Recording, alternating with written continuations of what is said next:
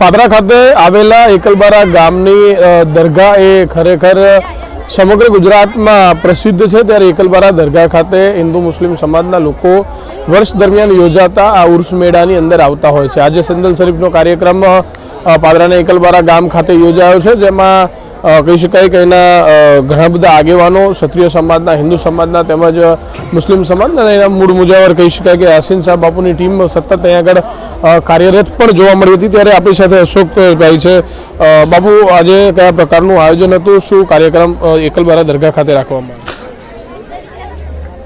આવ્યો? પહેલું તો BN ન્યૂઝનું ખૂબ ખૂબ અભિનંદન કરીએ છીએ અમે। અને અહીં આગળ મારું નામ છે અશોકસિંહ નારસિંહ ઠાકોર, રાજવી પરિવારનો છે। એકલબારાની અંદર આજે 4 તારીખ થઈ, ચંદન ચડાવવાનો સમય પતી ગયો છે। અત્યારે બધું જમવાનું ચાલે છે। બહારથી સુરતથી આવે છે, ગવાસીથી આવે છે, આણંદ છે, વિરમગામથી બધા આવે છે। એ બધા જ ભગતો જે બધા છે, લેડીઝ જેન્ટ્સ, આ બધે જમવાનું બધું ચાલુ જ છે અહીં આગળ। એ અમારો કેવા કાર્યક્રમો કરવામાં આવતા? અમારે 2 દિવસ જમવાનો અહીં આગળ દાદાનો એ રહેશે, કાલે મેળો રહેશે, 5 તારીખનો મેળો રહેશે અને 4 તારીખનો આજે ચંદન ચડાયું। અને પછી આ મેળો બહુ વધારે થયો છે। આફર બહુ મસ્ત મેળો છે। દુકાનો બધું અડધો કિલોમીટર સુધી બધી દુકાનો લાગી છે। દાદાની દરગાહથી અડધો કિલોમીટર સુધી દુકાનો, હોમ પબ્લિક અને બધી રીતનું બહુ સરસ, બહુ વધારે દુકાનો આવ્યો છે અમારે।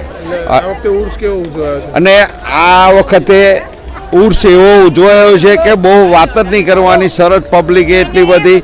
અને આ વહીવટ અમારી પાસે પહેલી વાર આવ્યો છે। વહીવટ અમારી પાસે પહેલી વાર આવ્યો છે। કબીરબા પાસે વહીવટ ચાલતો હતો, આજે 25-30 વર્ષથી ચાલતો હતો, પણ અમારે કાયદાની અંદર અમને બધા હુકમો સાહેબે આપી દીધા, કલેક્ટર સાહેબે આપી દીધા, ટ્રિબ્યુનલ કોર્ટમાંથી અમને મળી ગયું, વકફ બોર્ડમાંથી બધું મળી ગયું। અને આ ઉર્સ મેળો અમે એટલો ખુશથી 2 દિવસ કરવાના છે, એટલે સવાર જ નહીં, આ જુઓ દાદાનો, એ જુઓ તમે।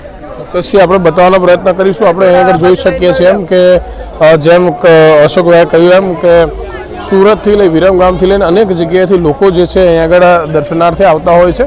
એકલબારા દરગાહ આપણે અહીં આગળ જોઈ શકીએ છીએ। આ એકલબારા દરગાહ પણ આપણને જોવા મળી રહી છે અને અહીં આગળ તમામ તરફ આપણે જોઈ શકીએ છીએ તમામ લોકો અત્યારે દરગાહની પ્રસાદી લઈ રહ્યા છે ને ચોક્કસથી તમામ લોકો એકલબારા દરગાહ ખાતે આજે સંદલ શરીફનો જે કાર્યક્રમ છે એ નિમિત્તે આવ્યા છે। ત્યારે હવે આ જગ્યા પર રાતે ભજન કીર્તન કવાલ બી થશે અને ભજન કીર્તન એટલું બધું બસ આખી રાત મસ્ત ચાલવાનું છે। આજે ભજન દર વર્ષે ચાલે છે અમારે આ મહેફિલમાં, ભજન ચાલે ને કવાલ બી ચાલુ રહે છે। એવું અમારું દર વર્ષે પરંપરા। એકલબારાનો બધા છોકરાઓ બધા હાજર છે। 50 થી 70 છોકરાઓ મેળાની અંદર ફરે, કોઈને તકલીફ ના પડે, એ ના પડે। 70 છોકરાઓ અમારા અંદર મેળામાં ફરે છે બધા। ચોક્કસથી કવાલ તેમજ ભજન પણ અહીં આગળ થશે। દર્શક મિત્રો, એકલબારા ગામ એટલે આ ગામ મોટા ભાગે હિન્દુ સમાજના લોકો અહીં આગળ રહે છે। મોટા ભાગે આ એકલબારા હિન્દુઓનું ગામ છે કે જ્યાં માત્ર 2 કે 3 જ ઘર મુસ્લિમના છે।